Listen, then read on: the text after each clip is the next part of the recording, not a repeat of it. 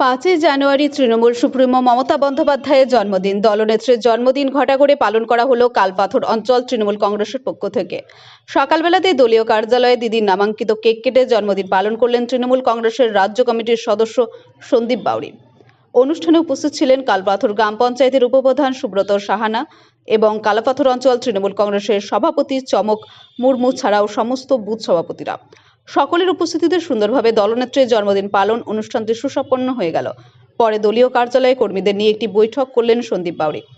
সামনেই বিধানসভা নির্বাচন, আর সেই নির্বাচনের আগে দলীয় কর্মীদের কি কাজ করতে হবে তা নিয়েও আলোচনা হয়ে গেল এই সভা থেকে।